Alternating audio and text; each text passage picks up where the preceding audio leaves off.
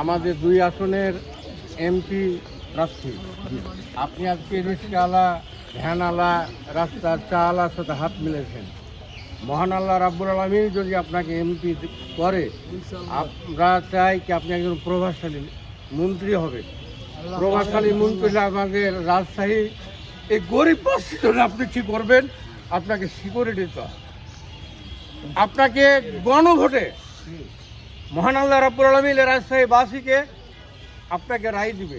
আপনি প্রভাবশালী একজন মন্ত্রী হলে হাটঘাট দখল, চাঁদামুক্ত বিরোধী আপনি কি কাজ করবেন আপনাকে আমরা জানতে। আচ্ছা, আমি আপনাদেরকে পরিষ্কারভাবে বলছি যে জামাত ইসলামের একদম পরিষ্কার অবস্থান যে চাঁদাবাজের বিরুদ্ধে, সন্ত্রাসবাদের বিরুদ্ধে, টেন্ডারবাজের বিরুদ্ধে, মাদকের বিরুদ্ধে জামাত ইসলামের শূন্য টলারেন্স, 0 টলারেন্স, এগুলো নির্মূল করবেন আলহামদুলিল্লাহ। আর কর্মসংস্থানের জন্য আমরা বলেছি আমরা রাত্রি পিজেড করবো, যেখানে অনেকগুলো শিল্প কারখানা স্থাপিত হবে, কর্মসংস্থান সৃষ্টি হবে।